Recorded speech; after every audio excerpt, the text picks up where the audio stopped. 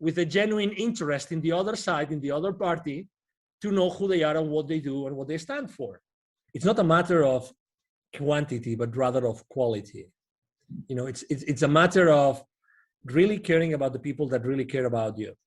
When you're an entrepreneur, you have to really niche down the people that you want to serve. Don't try to go after everybody. Don't try to throw your net to everybody. No. The more precise and specific with your messaging are, the more you're going to attract the people that you really want to serve. And the faster you will be able to make the mistakes that you need to really thrive with your clients and with your customers. Go through that process of making mistakes as fast as possible. That expression of failing forward, I love it. Because, my number one mantra, business mantra, and actually it's been even published in books, is take imperfect action now. The successful people that I'm seeing on LinkedIn, number one, they consider the other person individually as an opportunity to develop a personal relationship. Number two, the LinkedIn profile is not a place where you actually publicize your professional career, but rather a landing page. Number three, I see people starting to understand how to capitalize on their previous experiences with the new experience, with the new venture, the new entrepreneurial journey that they started.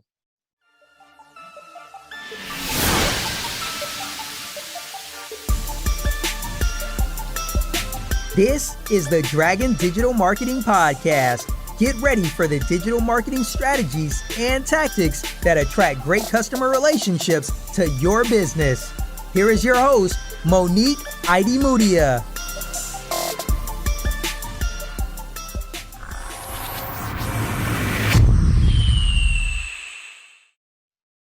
Hi, and welcome everybody to a new episode of the Dragon Digital Marketing Podcast.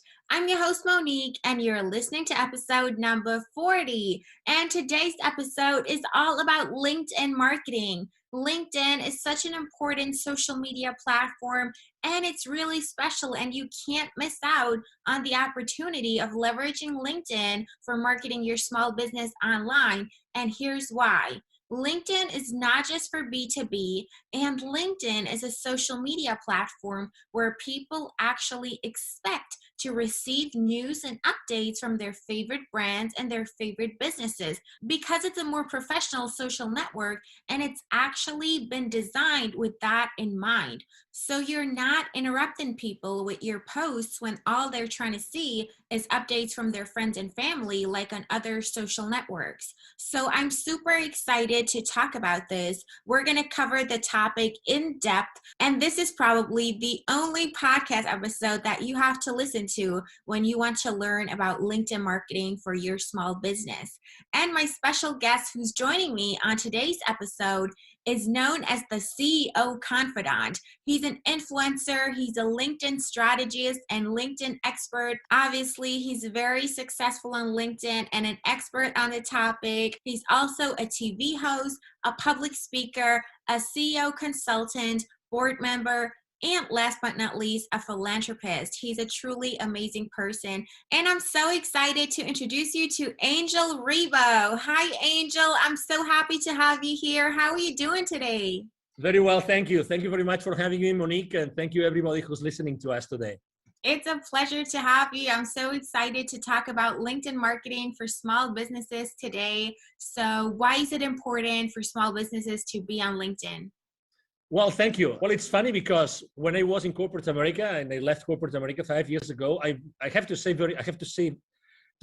very honestly that I wasn't using LinkedIn at all. But I made it for some reason. I knew that my future audience was going to be on LinkedIn because I've always been a business to business guy. And so I started my, organization, my small company. And I said, I think that, LinkedIn is going to help me. So I started to basically look around and see what people were doing. And my main goal, my number one goal at that time was, okay, so I have had all those many connections internationally with so many people. And also I had already lived in Dallas for 5 years at that time. But I said to myself, let's increase my outreach. Let's have a lot of connection. Let's connect with everybody that has been connected throughout my life. So I started the journey. The first step was literally like going out there, seeing everybody that I already knew for some reason and start connecting with them. So that ended up only like having, because not everybody is on LinkedIn at the same time, but I went from a few hundreds to literally probably like 1,500, maybe 2,000 people. And that sounds a lot for people that are starting on LinkedIn, but I said, no. I really want to like start going to the next level. So what about the connections, which are my second level connections, which are connected to my connections? Let's just start. And that really started the journey. So I consistently started to go and, reach out to my second level connections. And obviously, as I was doing it so much and I was using so much time, I said, how can I automate that? Then I started a small like benchmark. I downloaded 3, 4, 5 different tools.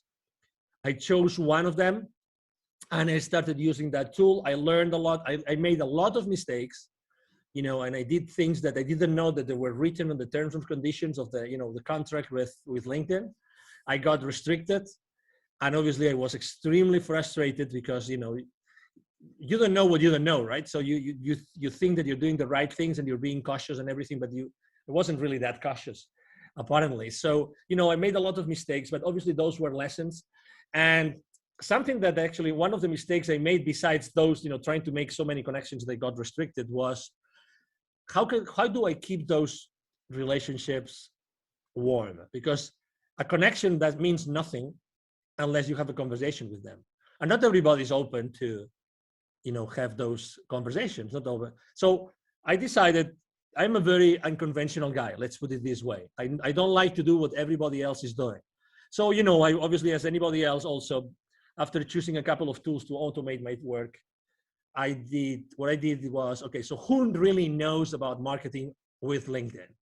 And I started to download some PDFs, some ebooks, some of, you opt into a particular offer and you get some basic information. I started trying things and I didn't like them. They didn't work for me. So I said, okay, so I'm going to be myself. I'm going to be Angel Ribo, the CEO Confidant, talking to all these people, and I'm going to use unconventional messages. And I started, basically, I remember one batch of emails or the connecting emails to my potential connections saying, what has been the most defining moment in your life, right? And I have to say that wasn't very successful, but that allowed me to see who was really open to have very in-depth conversations from a human perspective. Because we tend to think that as LinkedIn is a professional network, everything has to be professional. But that's not the case. In reality, people connect and people do business with people, with human beings. So people do businesses with people that they trust and they think that they can have a personal, the right personal, connection and relationship, probably with the same principles or similar principles, similar values, right? We don't have to be in agreement with everything. So, but it was interesting because a lot of people asked directly, this was the most defining moment in my life. And that means that a lot of people became suddenly vulnerable with me. So I learned one lesson, which is maybe if I am vulnerable, they will be vulnerable as well.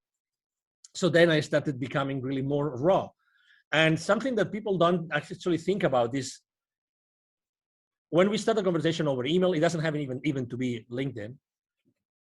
People think that they have to immediately start throwing all your value to them. Like, let's say you and I were both podcasters and we want to have a lot of nice, very successful people, and we start reaching out to them. Hey, I have a podcast and, I'm only starting, but, or maybe I already have like 10,000 people following the podcast and I have 20,000 downloads or maybe only 500 downloads. It doesn't matter. In reality, nobody cares about what you are, or who you are or what you do. In reality, people care about what you can do for them. So that's very important. So, I started the conversation with them at that point as if I was in a face-to-face networking event. So let's say you and I meet for the first time. You're in St. Petersburg, Florida, a wonderful place. And there's a boat trade show in St. Petersburg, which actually it happens a few times a year. And I go there and we meet in a parallel networking event to the show. The first thing we're going to say is probably, hi, Monique, because you will have a badge, right? Hi, Monique, how are you? I'm Angel, I come from Dallas. That will be probably the first conversation, right? Very, very informal conversation. And maybe, we get into a conversation and we get to know each other a little bit and we get to talk about what you do in your life, what I do in my life. And maybe, we kind of like each other. So we continue the conversation and maybe, when you support the small businesses, I can send you a few leads your way. And when someone wants to go international and wants to expand internationally, maybe you send them my way.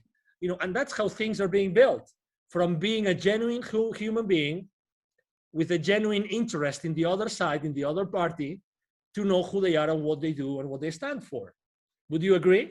Absolutely. I absolutely agree. That's the secret to everything. Yeah. Exactly. So, I understand that a lot of people have their recipes and have their swipe files and they have their strategies and everything. And that's great. But, I think that until the moment in which you realize that being yourself fully is that you start thriving, that's the most important epiphany that I would probably recommend every single entrepreneur out there, every single business owner, that they try to shorten this path. Don't be in doubt. I'm sure that maybe in the beginning you don't really know if that's the right service to offer, the right product to sell. I don't know if that's the right way to say it. It doesn't matter. There is an exact correlation between the amount of energy that you're going to put on everything that you do and your results. And it doesn't have to be necessarily like politically correct or marketingly correct or salesy correct. Really, it's more important that you are yourself, genuinely yourself, and then everything will happen. Honestly, everything will happen. It's all about energy. I have a friend. He's very good. He's one of the few people I know that really understand sales. His name is Jim Padilla, Padilla, and he always talks about this, about being you, genuinely you, when you are positioning yourself, your products and your services to anybody else. That's honestly 90% of your success in your entrepreneurial journey, Monique. Absolutely. It's all about authenticity and putting yourself out there, being a genuine human being. And that's how you get connections in real life as well as online. LinkedIn should just be an extension of, the real physical world that we're in, and now we're taking it online, but the same principles apply. If you walk up to a person and you're immediately pitching to them, or even worse, it's an automated outreach message, you can tell at the first sight that it's not real, it's not authentic, it's been generated by a bot, and that just doesn't make you look sympathetic, and people will not want to connect with you and engage in any further conversation with you if you haven't made an effort to learn more about them and build rapport and so on and so forth. So you've touched on a lot of things. You got burned with. Sorry about that, Monique. No, that's a valuable experience to share because it taught you to be authentic and to reach out to people manually, right? And you started with your first degree connections, and then you went to the second degree connections and so on, and just expanded your network and actually reached out to those people. The connection itself doesn't give you anything, but you have to start a conversation, and that's how you do it. That's the strategy. That's the plan of action that you have to map out to be successful on LinkedIn. So absolutely. Would you say that LinkedIn is only for B2B, or can people who are in B2C also leverage LinkedIn for their digital marketing? Oh, definitely. And I'm probably a good example because, for instance, of my 20, right now I have around 27,000 connections. I have a high level of engagement. I typically have an engagement between 6 and 10%, 9 something percent on my posts, which is pretty high. And I have thousands of views of all my posts. And I would say that, one of the lessons I've learned is that you have to not only be genuine on that connection, on that relationship, but also that when you continue that conversation, that you have to be, it's not a matter of quantity, but rather of quality. It's a matter of really caring about the people that really care about you. Obviously, we all would like to, right now or tomorrow morning, we get up, we go to LinkedIn, and our last post has 20,000 views, 3,000 comments, and 5,000 reactions. But this is related to the game of influence. I'm going to repeat this, the game of influence. I think that not many people are able to master the game of influence. And there's some theory and there's some practice there. Okay, so I would like to actually tell you that if you really want to excel, on LinkedIn and other places. Right now we're talking about on LinkedIn. I think that it's important that you learn how the game of influence really works. And obviously the media knows this very well and entertainment knows this very well. But let me tell you as an entrepreneur that you're listening to this, to Monique's podcast today. In order to start playing the game of influence, I would like to actually even recommend you an author, because she's written a lot about influence and she's great about it. The number one rule, and the first rule, not the number one, but the first rule when you want to start playing and gaining more influence for yourself, for your content, for your brand, for your company, is that in order to gain influence, you have to give influence as a first step. You have to give influence. Don't ever consider yourself that you are small. It doesn't matter how many connections you have. It doesn't matter how many people actually engage with your posts. You have a connection. So you have an influence. So start giving influence to the people that have more influence than you, and go and interact with the people that have more influence than you. So that's two different things, right? But make sure that you do this. Look around who in your industry, who in your niche has more influence than you today, say on LinkedIn, right? And go there and try giving them more influence. So interact with them, because this is going to help them. And if they are professional enough in that, they will follow you back and they will start giving you influence back. I've done this literally hundreds of times already in these 5 years. And I can tell you, if you do that, you're going to gain more influence. And how does that relate to your question? Is it only business to business or business to consumer? I have 27,000 connections, 76, almost 70. Actually, now I think it's almost 78% are C-levels. Okay, so are people who have, positions high up in organizations, and most of them are on very large organizations. Okay, very large organizations. So that's why I think that obviously I'm not only, when I'm working with my clients or with my clients' clients, and with both, we all help each other on LinkedIn. When I reach out to these people, I'm not only reaching out to their companies, but I'm also building those those one-to-one relationships with them as a human being. So to your question, absolutely. If you are offering, for instance, a product or a service who's only for a specific individual, because what you do is you have let's say a coaching practice. You want to coach someone, or you want to consult someone, you want to, for instance, help corporate executives to get out of the corporate world and set up successfully their venture, their company. Is LinkedIn the right place? Of course. But also, if you're offering, let's say you're offering luxury hotel stays in, I don't know, in Bahamas, for instance, or villas, is LinkedIn the right place to do it? Absolutely, as far as you are talking to the right people, the right audience. And when you develop this relationship that they trust you because they have exchanged a few mails, or you have given them some value that they wanted or they needed, then you can actually offer them other things. You can offer them other products. You know what I mean? So at the end of the day, it doesn't matter where you are.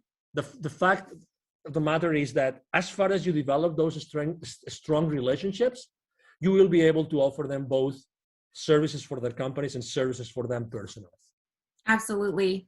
That's the power of the principle of reciprocity. You give before you ask, and people will reciprocate really most of the time. And everybody's on LinkedIn, not just, entrepreneurs and people who own businesses. A lot of people who work in jobs are on LinkedIn well. So no matter whether you're in business to business or business to consumer, everybody works P2P, people to people. So you can find your audience on LinkedIn and leverage it as a tool. And it's a huge social media platform, and you definitely be missing out if you wouldn't leverage LinkedIn. Now, we focus time and resources, our people, our money in our digital marketing strategies. So how can we leverage that to actually see a positive return on investment and make it an investment and not an expense? We actually want to generate leads and sales from our activities on LinkedIn. So how do we go about that to make it worthwhile and to make it profitable and efficient to actually get leads and sales from LinkedIn? Obviously, great question, and that's the $1 billion question, right? So After you have developed those relationships, then you have to start doing a triage that they call, right? The triage. So you have to start really knowing what every single company or every single person really wants. I'm going to see what I'm saying want. I'm not saying needs. I'm saying want. Because why? Because you, as the expert matter on something, okay, as the, you know about something, you know a lot about something that's the service that you're offering. You know exactly what these kind of people might need. But guess what? They don't really know what they need. What they really know is what they want. And that might sound a little bit subtle, but it's not subtle. It's the reality. Is that you have to know what they really want. So you have to create that space in which you consistently talk with them, generally speaking, like automatized or one-on-one, so that you eventually get them to tell you what they want, okay, what they want. And different people in the same company might want different things. The thing is, can your service or your product fulfill that thing that they want? Yes or no? You are the expert. So you're going to give them what they need, but they're going to buy from you what they want. Okay, so again, this is a subtle difference, but it's extremely important. I have a very common mistake we make when we go out there. And again, I receive literally 40 to 50 messages every single day on LinkedIn, every single day. I have around 20 to 30 requests for new connections coming to me every single day. So, and I have to tell you, less than 1% of the messages sent to me, I really am willing and open to have a conversation, because they just throw things at you, without really caring about me. You have to be, when you're an entrepreneur, you have to really niche down the people that you want to serve.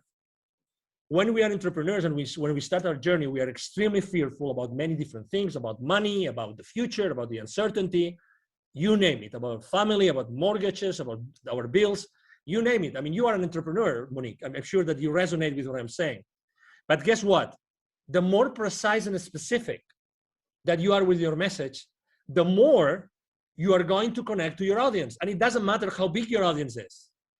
It doesn't matter how, in theory, your audience, how big in theory is that going to be. In reality, you only probably need what? 2, 3, 4, 5 clients to start having your business, ramp up. So, and when you start doing that, guess what? You start making mistakes. Oh no, Angel, no. I don't want to make mistakes with my first customers. Well, guess what? You are going to make mistakes with your first customers, because that's it has to be like this. And then you will adapt, and you will apologize, and you will learn, and you will offer more and more and more value to those customers until you have had so many customers and you have made and learned so many lessons that you will do a much better job and you will make much more money. But again, don't try to go after everybody. Don't try to throw your net to everybody. No. The more precise and specific with your messaging are, the more you're going to attract the people that you really want to serve. And the faster you will be able to make the mistakes that you need to really thrive with your clients and with your customers. And that's fearful. And I understand that, because I've been there, and very often I am there. For instance, last year, 2020, that was a year of pivoting, right? Everybody was reinventing themselves. How am I going to adapt to the new market, blah, blah, blah. I was helping here. I actually was able to give even 2 webinars to the local community of entrepreneurs through an accelerator here, business accelerator. And I was telling them the same thing. Hey, if you're going to change, make sure what you're going to offer is going to be extremely specific, so you will be able to, go through that process of making mistakes as fast as possible. That expression of failing forward, I love it, because, my number one mantra, business mantra, and actually it's been even published in books, is take imperfect action now. Take imperfect action now. That's my favorite mantra. Unless you confront your fears immediately, it doesn't matter how many mistakes you make, you will never thrive. If you really want to be an entrepreneur, committed to yourself and to the rest of the people around you, your employees maybe, or maybe your family or relatives, take imperfect action now. Don't wait for anything else. Absolutely. I totally agree. In order to get where you want to be, you have to get started. The first step is the most crucial step. And, everything comes from practice and experience. You cannot expect it to be perfect when you're just getting started. You just have to get the ball rolling, and then you get that snowball effect. And basically what you do when you reach out and engage in conversations with your connections is you create a vision match, and you connect what they want with what they actually need and what you can offer them. Bring it all together, align it, and they'll see that it makes sense for them and become your customers and become happy with what you have to offer for them. So do you see any trends right now that are going on with LinkedIn marketing? Well, unfortunately, I have to say, well, number one, I think that I have seen a dramatic increase of people reaching out to each other. Okay. So, I mean, and that's obvious because people, when they spend more time at home, they're looking at other options of doing the same thing more efficiently.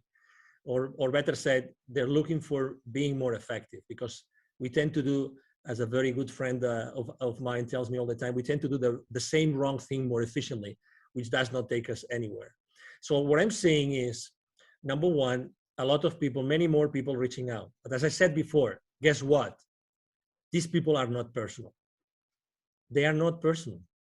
So I keep on seeing a lot of people making the same mistakes and doing the wrong thing more and more and more efficiently. Why more efficiently? Because the messages are longer. So instead of being one page of verbiage that you really don't care about, now it's 3, 4, 5 pages. Literally, I mean, I really don't understand how this is possible. But anyway, so the successful people that I'm seeing on LinkedIn, number one, they consider the other person individually as an opportunity to develop a personal relationship. As it sounds, okay? As it sounds maybe too raw, but this is it. Number two, the LinkedIn profile is not a place where you actually publicize your professional career, but rather a landing page. And there's many people saying that out there, and I couldn't agree more. A landing page, okay? A landing page. So that means that what you show there is actually you are showcasing your products and services. So again, think in terms, when you're designing your page, your profile, think in terms of this that I just said, okay? I mean, I do this not only for my profile, I do this for my clients, because again, you don't want to show your clients, you know, how many years you work for X, Y, or Z. You can always do that afterwards. You really want to show them what you are about. You want to show them real testimonials of people that you helped before. Now, number three, I see people, obviously there's a lot of people going out of the corporate world.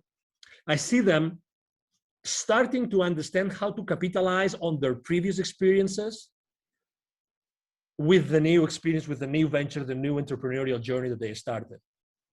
And I would like to tell the already existing entrepreneurs who are already on LinkedIn, even if they're already active, to go back and rethink this, okay? So you still have an opportunity to go, because you obviously started somewhere, right? You for sure have an experience of some sort on some company, medium size, small size, large size, it doesn't matter. Go back to that experience and think about how can you change your presence on your profile so that becomes a beacon, so that everybody sees this amazing testimonial, this amazing experience that talks to the audience that you want to serve. And that's another thing that I see very, very, very clearly. So the people are starting to understand that the profile is much more. And probably the last trend that I would say that I'm seeing more and more often is that people are obviously reaching out to experts on the matter. Let's say they're not taking risks. So they want to go to someone that has already been successful with LinkedIn, that has already been able to make the mistakes so that they avoid making the mistakes. If someone gets restricted on their profile right now, very honestly, and there's thousands of them every single day, is because you want. Because I already warned you. I made the mistake. So why would you make the mistakes if I'm telling you what mistakes not to make? You know what I'm trying to say? One of the main mistakes I made, I don't know about you, Monique, when I started my journey, I didn't ask for help. And that was a big mistake, because the most precious resource that we have in our lives is exactly that, time. It's time. I wish I had invested more in other people helping me when I started my journey, because they would position my business into a place in which I would probably have saved 6 months, 12 months of time. And time is the most scarce resource. The only scarce resource actually we have is time. And I would encourage everybody of you listening to us today to please consider investing in people that have already been there, that have already taken that journey, so you are able to learn all those lessons and really don't waste so many months or even years in your life trying to do the same wrong thing more efficiently, but rather being more effective. We need to be more effective, Monique. Yes, I absolutely agree. All of those people who are reaching out with those annoying, unpersonalized, automated messages, they're not really your competition. Everybody ignores them. Everybody's just annoyed by it. They're not taken seriously. And, nobody is willing to give them a chance and do business with them because they've messed up the first impression. That's number one. Then I love your analogy to your profile not being, a CV, but it's your landing page. So you can really showcase yourself there and use that as a tool. And what do you think about creating content as well, posting on LinkedIn and really leveraging all of the features that the platform has to offer? Exactly. Well, obviously you're preaching to the choir here, and you know that, as I said before, I post every single day. About content creation, obviously I'm a big believer, and I think that, I learned many lessons in there, and I would love to share them with your audience, obviously.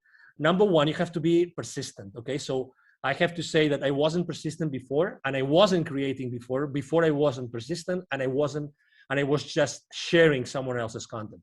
You can do that, and it's not bad, and you are helping someone else.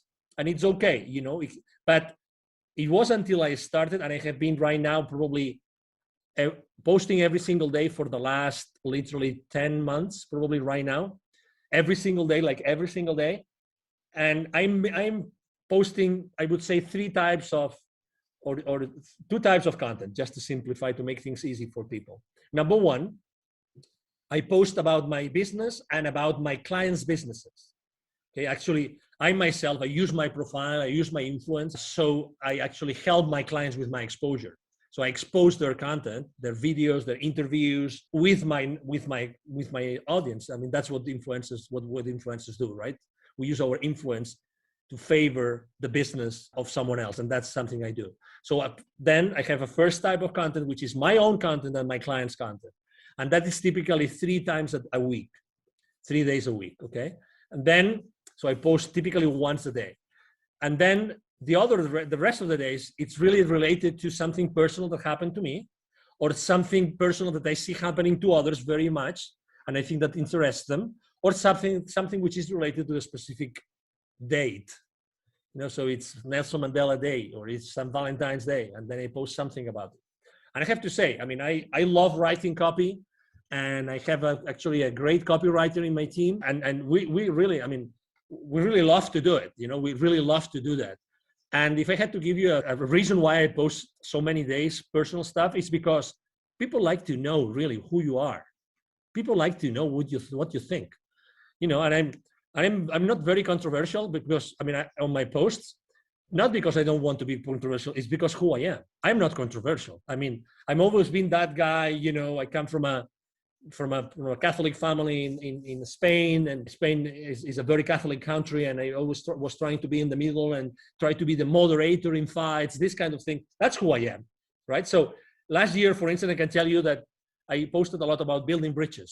Everybody was burning bridges. Everybody was here or there, and you are in Florida. So, I mean, I think, as you know, Florida is also a very polarized state, right? And Texas was also very polarized last year before the election here in the US. You know what I'm talking about. So I did not post about politics, not one time, actually not one time in my life, just because I think that we human beings, we need to discuss other stuff. I'm not here to discuss about politics, but I know that people were feeling that they were losing some friends to discussions, to fights, to arguments. People were feeling they were losing some. I mean, who hasn't unfortunately lost some friends or even some relatives to some insane arguments that inside of you that weren't the right thing to do, but it's done, and I can cope with this kind of arguments, blah blah blah, whatever that is. That's why I posted so often about building bridges. And the other thing I actually posted a lot last year, just as an anecdote, was give me a break. I really posted many times about, those days that you woke up and maybe you listened the news, you made the mistake of listening to the news, and then the news, guess what? Boom! It was like a download of, oh no, I'm depressed for the rest of the day. So I know that people needed a break, and people needed to actually listen, that someone was listening to them, that really we all need a break. Maybe we cannot go anywhere now because there's restrictions traveling or whatever. Maybe we can just go to the neighborhood, we could just go to the county next to us and do something different for a day. We can just stay at that other hotel. You live in St. Petersburg, maybe you don't need to go to the beach, but you like to go to the other side of the peninsula, and it is what it is, just for a change, just to change your mind and put yourself in a different mood, in a different emotion. So I think that it's very important for your audience to know who you are as a person, and also obviously to post about your business, because you want to do business at the end of the day. Yes, it has to be well balanced, that's for sure. Exactly. So what do you think about influencer marketing on LinkedIn? How is it working with influencers on LinkedIn? It's certainly very different from the, stereotype of an influencer who's doing beauty, makeup, or travel or whatever, and they're calling themselves influencers. It's different on LinkedIn, right? Yeah, it's different because obviously, the services that we offer and what we do is really tailored for that kind of audience. But you said it very well. Actually, there's actually, I'm right now in conversations with several luxury brands, because they know that they can reach out to thousands and thousands of C-levels that obviously are the target market for their products, right? So yes, it's different. So I would say you have to be extremely professional with what you do. There's no, what's the name? I don't know the name in English for that word, so it's just coming in Spanish to me. But you have to be extremely consistent, coherent, that's the word, coherent with what you're putting out there, right? If you are a coherent, you're a serious business person, it's the same thing when you're using your influence for other brands. And you have to be even more coherent with that seriousness, with that, that principles and those values that are behind your brand, in my case, the CEO Confidant brand. And you have to be extremely respectful with all your audience. So I don't really see a lot of people using it. And for instance, I'm using it because I already told you I use my influence. So I am an influencer on LinkedIn. But something that I do, and I don't see anybody doing either, is that I go an extra mile, which is I literally generate really hundreds of leads, because when my connections reach out to me for that particular offer from that particular client that I'm helping with my influence, when they reach out to me, they engage with me. Many of them say, "Wow, that's interesting. Thank you very much for sharing this with me." This starts a conversation. This is starting a conversation. So eventually that becomes a deal for my company. So I think that my way of seeing influencer marketing on LinkedIn is not only marketing itself, but also sales. For me, it's generating leads. And if you are not generating specific leads, and I'm able to drill down really to like the name and the number of employees of that company and the position of that person, that's the beauty of LinkedIn. I think that I'm missing my word with my clients. And I'm all about offering more value than the value that they expect.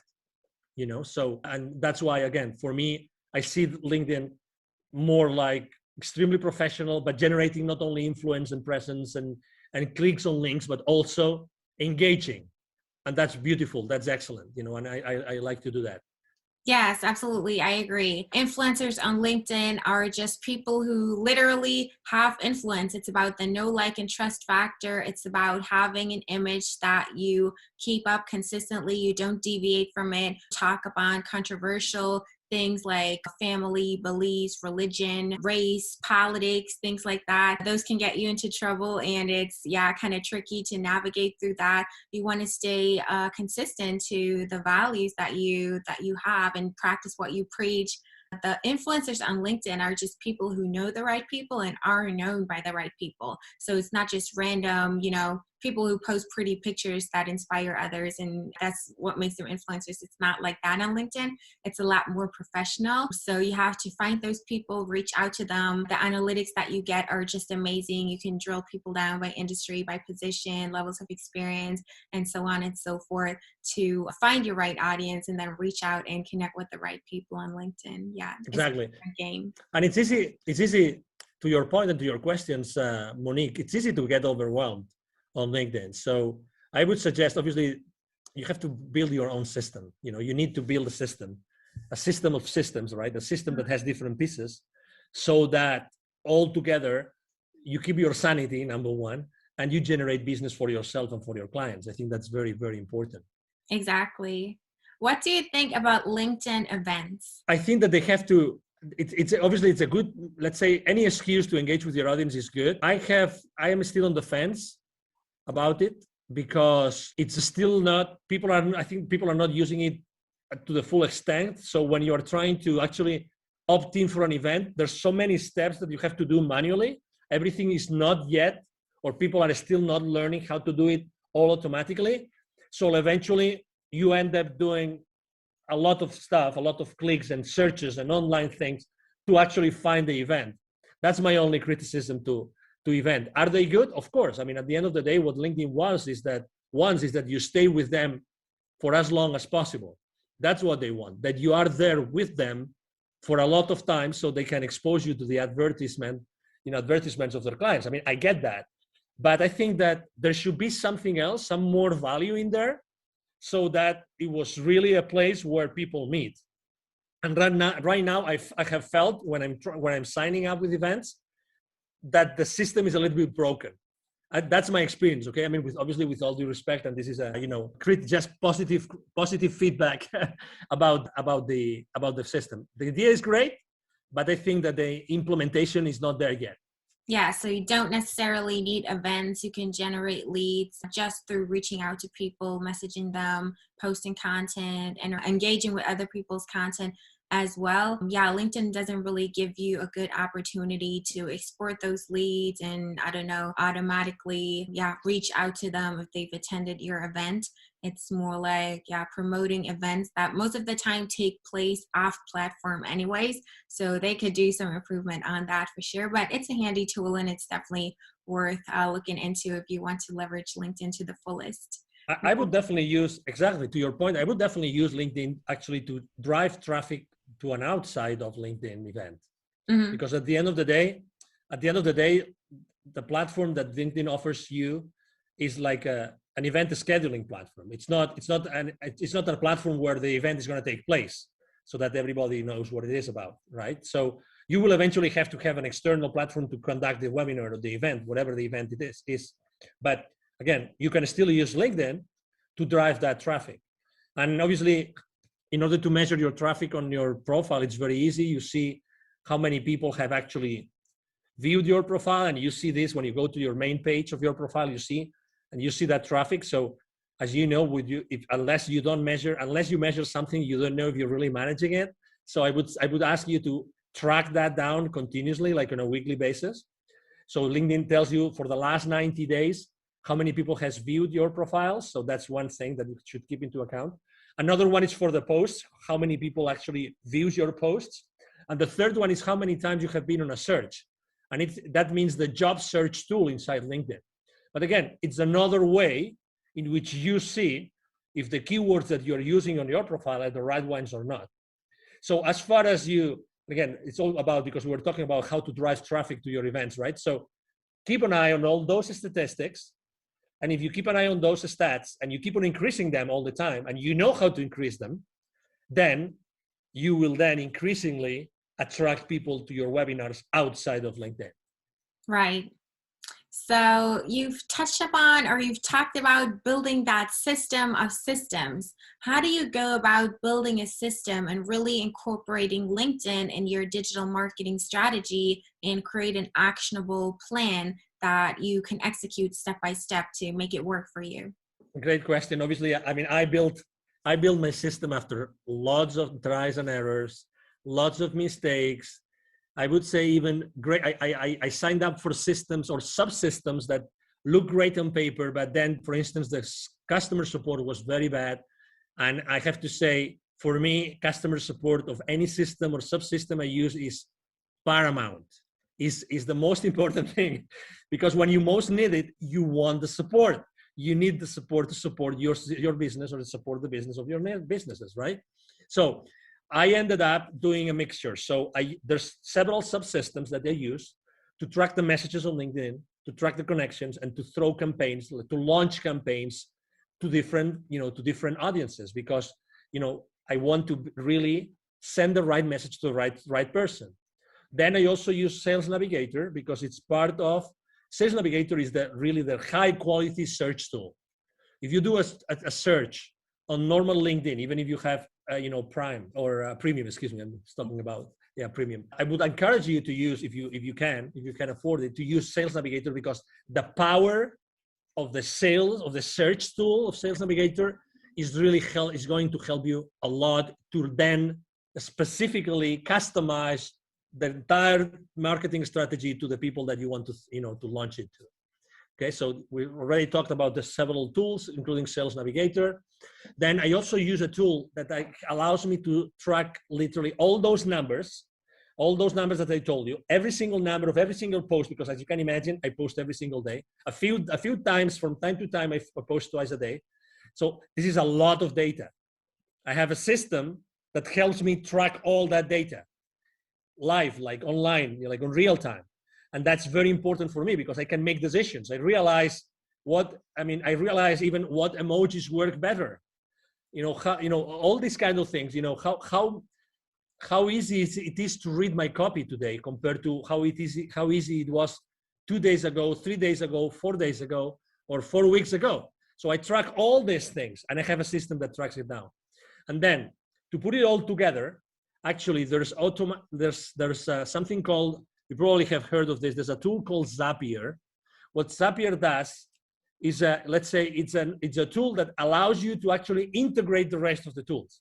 So I would say, if I can use, and with all the respect to all the people that believe in God, including me, right? Zapier is the God of technologies, okay? Zapier is like the octopus. If you've seen that precious movie, My Octopus Teacher, which I recommend to everybody, by the way. So it's like the God, which is in the middle, that helps you integrate the rest of the tools. So I put Zapier in the middle, which is really easy to use. And it helps you manage different triggers of different events happening in different places. You can actually integrate email into that. And I have actually also, and that's the last part of my system, I have built actually spreadsheets on Google Sheets, fully integrated with the rest of the system, so that I have a dashboard. Okay, so here you are. I have a dashboard that has all my leads, all the leads generated on LinkedIn, all the leads, all the emails that I'm sending through my email system, and all those systems are integrated onto a dashboard that I have had designed on a spreadsheet.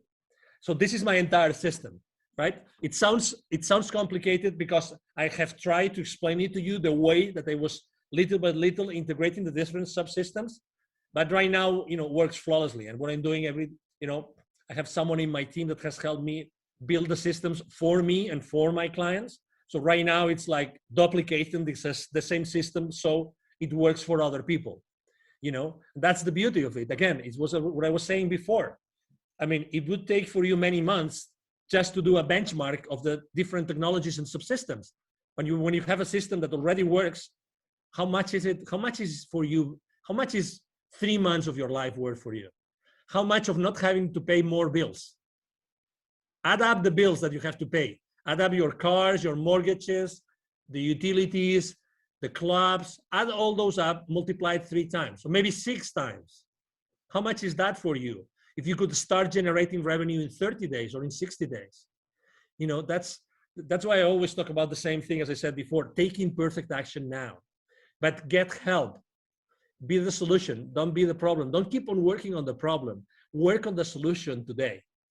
Yes, I think that leveraging marketing automation and taking advantage of all of those tools to facilitate the processes for you is a smart thing to do. and everything has to be integrated nowadays. You can't, invest your time in doing repetitive things manually over and over again to create the spreadsheets and everything yourself. And you want to leverage tools for that. And Zapier is a great tool. I use it myself. I can definitely recommend it. Sales Navigator, I'll link the tool recommendations that you gave us in the description as well. What tool do you use to track your activity live, and what helps you figure out which emojis work best for your social media management? Yes, there's a tool called Shield App. Again, I'm doing some, I'm doing some referral marketing, affiliate marketing today, but it's okay. I mean, I'm not making money with any of those, by the way, so that you know. But if you would like me to share the links to those technologies, I can do that, Monique. If you want me to do it, I will be more than happy to do it. But I use, actually, it's developed by some European high-tech team. Great support, great technology. It gives you great information. It's called Shield, like windshield, but Shield only app. Again, great technology. When I saw it, I said, "Oh my God!" I used to use a spreadsheet, and I'm kind of I used to be a control freak, but now I am micromanagement with myself freak, because I really want to know how to improve things. I want to make small improvements little by little, but I need data. So I was collecting manually every single thing. So I had a spreadsheet, post, date, blah, blah, blah, hour of the day I had posted, blah, blah, blah, all of those things in the spreadsheet. When I saw that system, I said, "Oh my God, you have heard my prayers. Thank you very much for exposing me."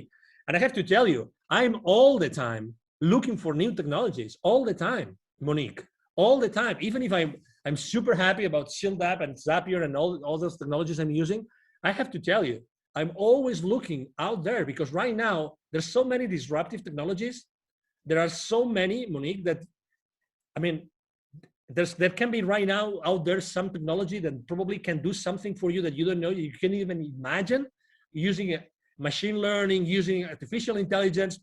Oh my God, that could probably save you, 2 months of marketing, 3 months of marketing, or 6 months of prospecting, of cold prospecting. Oh my God, what does that mean to your business? Again, we entrepreneurs, I think that we're very conscious about all the bills we pay every month, right? So every month we pay those bills, and those are so much, and how much money I have to generate every month to break even, or obviously to make money so I can save up for a new car, for a new vacation, for a new experience, or for having this wonderful present I want to give our parents, right? I mean, who doesn't want to give a better life to their parents, Monique? Absolutely. Yeah. That's why I love asking about tools. I'm all about, leveraging technology to make things easier and faster and automated for us, so we can spend our time doing the things that are more important for us, and we're not wasting time. We have to be the most efficient nowadays. Absolutely. Thank you. Thank you very much. I have to say that I really love it when the rubber hits the road, because it's really there. I mean, right now, everybody listening to us, they can go out there, look for it, buy it, try it, test it, and see, oh my God, yes. Yes.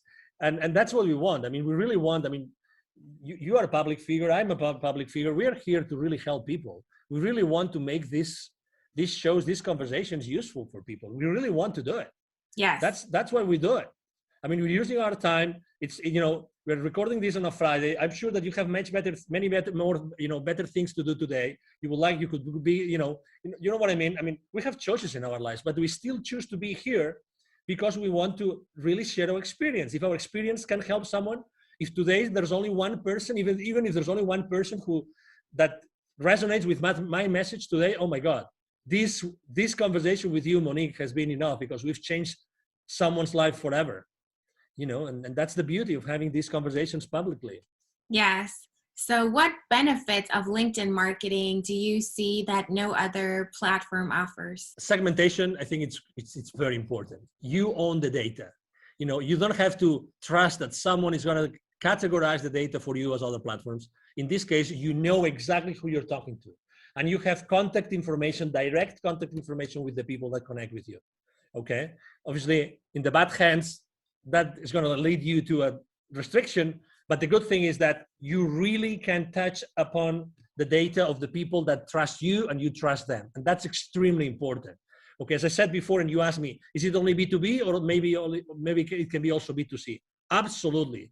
If you do it right, again, if you do it right, it can be B2B or B2C. For instance, I had a client that he was developing a personal app, right? A personal app. And that app, he was only thinking of, no. In order to sell that app, it's for private people. It's for, it's for the mom and pop, and maybe not young people, probably mom and pop, or, middle age, blah, blah, blah. I should use probably like, it's probably going to be Instagram. And I said, well, and do you think that maybe there are a lot of mom and pops that work in large corporations? And do you think that maybe that could interest a corporation? So again, it's the flexibility, it's the granularity, that's the word. Granularity of information that LinkedIn offers to you that you can actually then use to, drill down to who you really are interested in talking. And that's beautiful. Again, read the terms and conditions, because you don't want to be restricted. But this wealth of information, again, to be honest, I consider LinkedIn to be a search tool. It's nothing but a search tool, to be honest.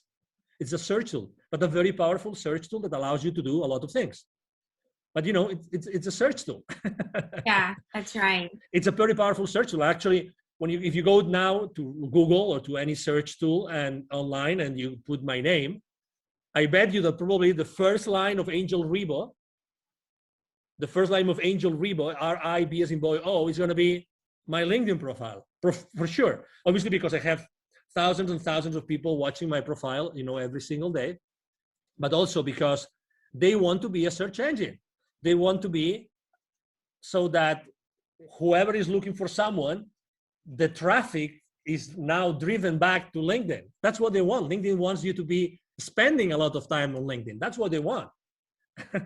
Yeah, so it's self-reinforcing, and your goals and the goals of the platform are aligned, and they keep pushing you more and more because you do what the algorithm wants to see. You don't, try to drive people away from LinkedIn and, always link to other websites and try to get them to leave LinkedIn or whatever. No, you're using the features that LinkedIn offers you to engage with people and pursue your marketing goals, and you're doing it all on the platform. You're using their events feature, their messaging feature, you're sharing content directly on there, you're endorsing people, receiving recommendations, giving recommendations, and collect everything on LinkedIn and use that as your marketing tool, use your profile as your landing page, and that helps LinkedIn out. And if you help them out, they want to help you out too, so they're not going to punish you. They're going to give you an amazing organic reach and all of that, and it's just a win-win. That's right.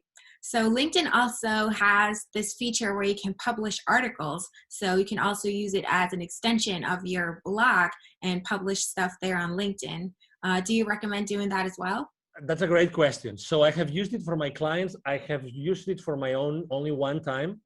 And the reason why I have done it so little for me and also so little for my clients is because I think that written content, even if it has pictures and it has, photos and it has charts and it has bullet points, how many people do they really have the time to read the entire article? That's number one. Number two, how many times, if you reduce the size of the device screen, right? You might have the time, you have a great screen, you might have the time that you might like even to read it because it's fancy. But if you're on your cell phone, and we know that consumption from mobile devices is going up, how many are they going really to see that article, to read that article? You know what I mean? So it's all about traffic. So as much as I could be, I have a group of content, developers, creators. So I could have articles every week, and I'm not doing it because of that, because I'm not sure that I'm going to be adding the value that my clients are going to have the time to read. That's why. So you want to repurpose that content, and you have a way to drive a lot of traffic to that article from outside LinkedIn. Maybe that would make sense because, again, LinkedIn is their place for corporate and professionals and B2B and B2C, blah. That I understand, but to be honest, internally, not sure. Yeah, so it's better to post directly in the feed, post images and text there. You can post PDFs. It makes your content more easily consumable at a glance while people are scrolling through their feed, and they don't have to take the time even to actually read an article. That would actually be the smarter thing to do that you also recommend. That's good to know. Absolutely. I mean, people may have different opinions, but I'd rather probably write an article at, I don't know, at Thrive Global, Ariana Huffington's online publication than doing it on LinkedIn. I mean, as much as obviously, I mean, I spend, as you probably can imagine, I spend hours every day on LinkedIn, literally hours. Yeah, so you would know. I think it also depends on your niche. For a minority of people who are in the copywriting niche, or I don't know, poetry, whatever, when it's all about writing and they know their audience likes to read, they only want to read, and they it's really all about text. Then of course you can leverage that, and it's great that LinkedIn offers that feature because you can showcase your work and share it with the audience without having to, drive people off the platform. So we can use that, but in general, it might be more beneficial for you. I mean, you have to test it out. There's no one size fits all answer to anything in this world, but in general, it gets more traction when you post in your feed, because if you publish that article, you write it, you publish it on LinkedIn, then when you share it, all that people see is a preview. They see like the header image, a title, and like a small description of the preview. So they still have to click and they have to leave their feed to even be able to read that article. So it might be, easier to get the message across right there in the feed when they can see it right then and there.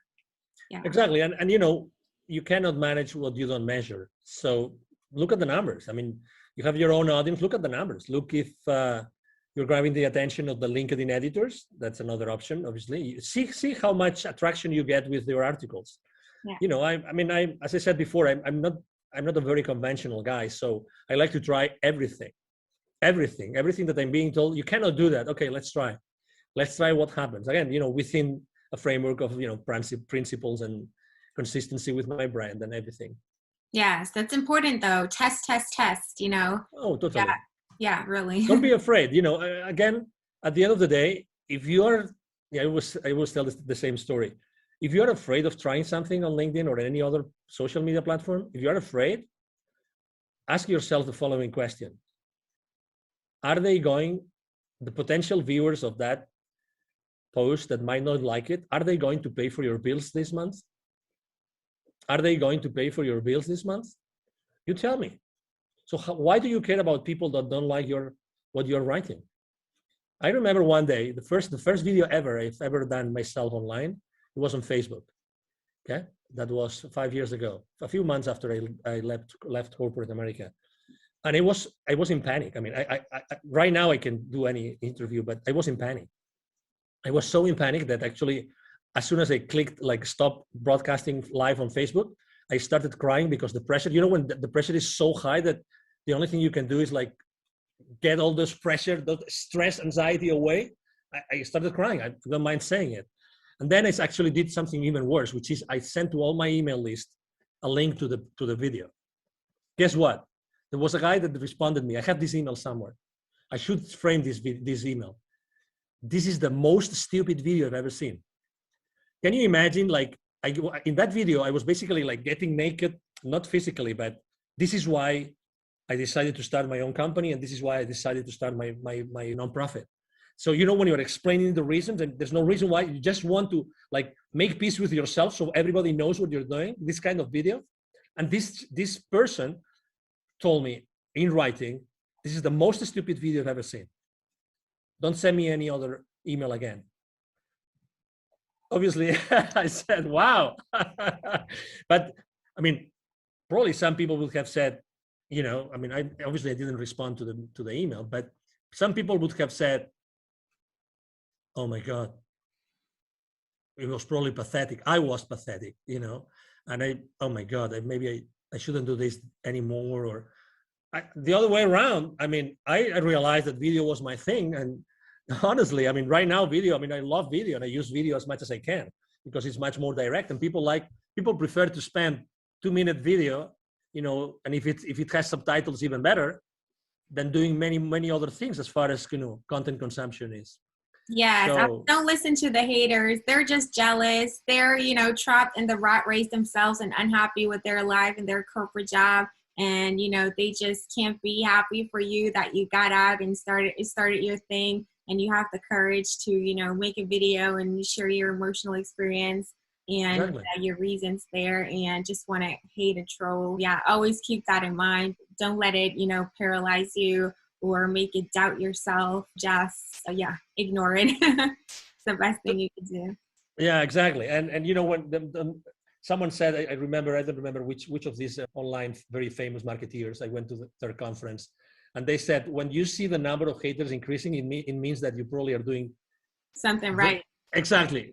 You're doing something right. So people, and some people might actually don't like to see that you're doing things differently, and they might take it personal or judgmentally. So, but that's okay. It's okay. You don't have to please everybody. You're here to help the people that want to be helped, and not everybody wants to be helped, and that's okay. That's why I said niche down, be consistent with the same message with the same people. Yeah. Are there any LinkedIn marketing tips or best practices that you haven't shared yet and you definitely still want to share in this episode? Well, make sure that you use a lot of your keywords. You use a lot of keywords in your positions, your experience positions, and your about section. To be honest, the about section is not as important as people think it is, because it's always hiding. So people don't even go there and click. It's easier for people to see your experience than to see your about section. So don't pay too much attention to that. What else? Tag people on your posts. I think that works. If some people do not like to be tagged, they will tell you. I get messages every week of people saying, thank you for tagging me, because I needed to listen to that message. I needed to read your post today. So, again, don't ever think that, don't prevent yourself from doing something because you think that you might upset someone. Never, ever make a decision thinking on these terms. Honestly, never. And so I do tag people. Another very easy tip I can tell you is that it's been shown that the perfect number of hashtags on your posts is 3. I would recommend you to actually choose the right tag hashtags for what you're doing. And I like to use hashtags that have huge outreach. I like to use 3 hashtags that have huge outreach, because very often I get this notification that, hey, your post got trending on innovation or on technology or on any other, or on startups or any other of the hashtags I use. And obviously, who doesn't like that? Who doesn't like to be found like your post is trending on that particular hashtag? That's very nice, right? It and everybody is, exactly. Don't be afraid of reaching another team. Don't be afraid of reaching in theory, highly powerful people in corporate America, because they are as human beings as you are. And again, if they don't want to connect, they will not. So just have a genuine conversation from you, whoever you are. I'm XYZ, and I'm reaching out to you because of this, and that's it. Again, don't be afraid of making mistakes. There can be, I have really, really like very powerful people on my LinkedIn. I have multi-billion-dollar, CEOs, company CEOs on as my connections. And I treasure a lot those connections, and I don't bother them unless it's necessary, and obviously bother for me means sharing some value that I think that it might be useful for them after I have had a conversation, right? Absolutely. So exactly, spend a lot of time, see what other influencers do, see what, again, don't take anything for granted. Very often, people are offering me services on LinkedIn services, and I go to their profiles, and guess what? I look at their posts, I look at how many people engage with their posts, and guess what? Are they walking their talk? That's my question. It's like, that's my question. I remember when I was at some point in my life, I was literally teaching, dozens of salespeople. I was giving sales training. Today I do it, but more on a reduced size. At some point I had more than 150 people attending to my courses, and many of them were 40, 50 live. And I remember that I was always giving them a piece of advice which is related to religion. Okay, so this is the piece of advice. As you probably remember, one of the 12 apostles of Jesus Christ doubted that he resurrected. right? And that one, well, there were a few that doubted it, but there was one specific, which is the main goal of this, an anecdote I'm sharing with you. That was Saint Thomas. So for those of you that remember what the Bible says, or what the Gospels say about Saint Thomas, is that Saint Thomas didn't believe that that person was Jesus, resurrected Jesus, until he put his hand on the wound that he had under his chest. And I always use this anecdote with my salespeople, which is never believe anything that anybody tells you in any company until you see it with your eyes, until you put your hand in the wound, in the side of the body of Jesus. Don't believe it. Obviously with all due respect, okay, I'm using this anecdote with all due respect to everybody. But unless you double check and you triple check, don't take anything. Don't take the word of anything. I mean, don't even take my word today. Honestly, make your own decision, and and go and research and do your research and see what's the exposure of a specific person. I mean, if someone is recommending you to write good copywriting for LinkedIn, for instance, which is actually that's another lesson for another day, Monique. We can talk about what is the copywriting the copy that sells on LinkedIn, right? So, and obviously we write every day, so we've kind of learned a few lessons. So if someone is offering you copywriting for LinkedIn, test them. Go to their post and see how many people actually watches views their posts. Honestly, and how much content do they have? How can they tell you that their content is good if they cannot tell you, they cannot show you that they have written, I don't know,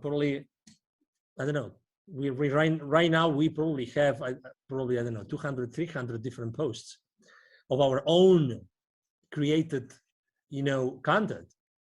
So don't take anything for granted, really. If you want to trust something, or if you want to try something or the services of someone, go there, look online, and make sure that what that person is saying or that company is saying is true. I would really recommend everybody to do this. Double check on everything. Make sure that things are true and people really walk their talk. Yes, verify their claims and look for some social proof before you just blindly trust anybody on the internet. That's right. Exactly. So, Angel, how can people reach out to you, find you, contact you if they want to learn more? Maybe they want to work with you. Absolutely. Thank you for the opportunity, obviously, again, Monique. So it's very easy to find me, obviously, on LinkedIn. My name is Angel, last name Ribo, R-I-B as in boy, O. My brand is the CEO Confidant. So if you go to even if you go to Google, you will find me easily, Angel Ribo. I have a team of people working with me. So we answer all the messages on LinkedIn, those 40, 50 daily messages on LinkedIn, they all get answered, all of them. And also my emails, I would like to actually offer my direct email address. And again, I respond, either myself or my team will respond the emails. My email address is angel@angelribo.com. angel@angelribo.com. That's my email address. And again, I would love to engage in a conversation with you. I mean, very honestly, I talk to a lot of people. I'm really the kind of person that whenever I can help, I help every single time. Anytime I'm being asked, I mean, just to give you an example, for COVID, this local business accelerator that serves so many small business owners and entrepreneurs and startups, they asked me if I wanted to be their mentor for some of their organization. I said, of course, anytime. So I'm this kind of guy. I like to help because I believe strongly in something that you said. And actually, I believe in that law, universal law of reciprocity. I mean, it is what it is. We cannot fake it. We can't change the laws of the universe. It's the law of reciprocity. The more you do, the more you receive. So I really strongly believe in that. And you can test me anytime. You can test my claim anytime, reaching out to me directly. And again, as I said before, thank you very much, Monique, and thank you very much to the audience listening to us today. You're welcome. It's been my pleasure to have you here. You shared so many valuable tips. It's amazing. Highly appreciate it. And I think it's a great interview. Thank you so much. Absolutely. Thank you very much, Monique. Thank you so much for watching and listening to this episode. This was a super valuable episode packed with actionable tips and tactics that you can start executing today. I'm sure this has helped you out a lot, and I have something for you that's going to help you out even more. I have a free gift for you, and it's a buyer persona template.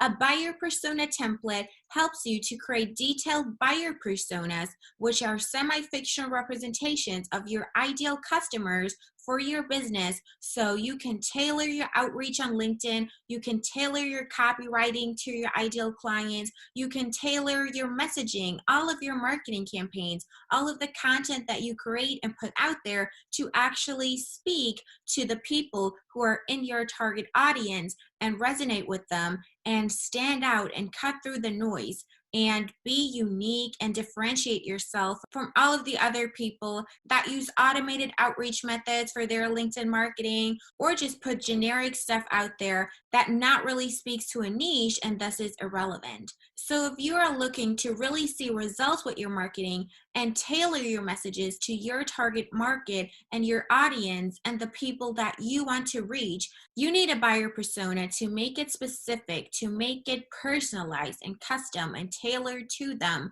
so you're actually seen and heard and you're getting the results that you deserve.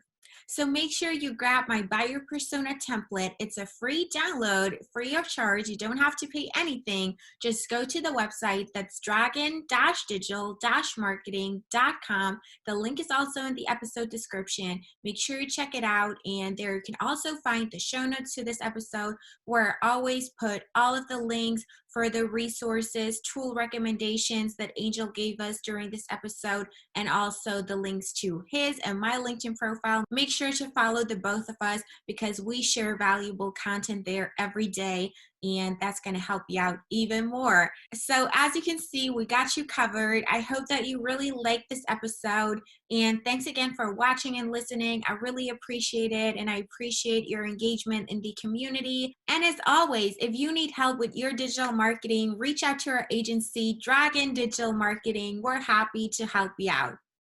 With that being said, I really hope to see you again in my next episode. Until next time.